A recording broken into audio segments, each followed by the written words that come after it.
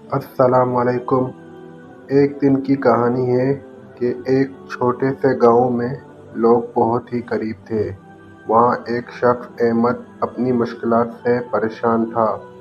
اس نے ایک دن مسجد میں دعا کی، یا اللہ مجھے غریبی سے نجات دلا دو۔ اللہ تعالیٰ نے اس کی دعا قبول کی۔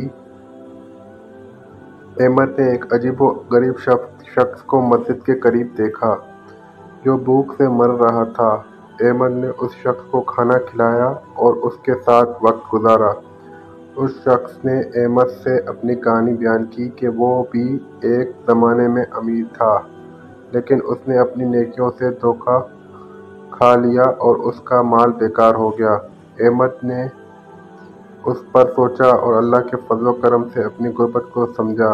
اس نے فیصلہ کیا کہ اللہ نے اسے دوبارہ امیر بنایا تو وہ نیکی اور صدقات سے دوسروں کی مدد کرے گا۔ کچھ عرصے بعد احمد کو ایک اچھا موقع ملا اور وہ امیر ہو گیا۔ اس نے اپنی نیکیوں اور صدقات سے غریبوں کی مدد کی اور اللہ کی رضا حاصل کی۔ اس کہانی سے ہمیں یہ سبق ملتا ہے کہ غریبی یا امیری اللہ کی مرضی پر منحصر ہے، اور اگر ہم نیکی اور صدقات کریں تو اللہ ہمیں اپنی رحمت سے نوازتا ہے۔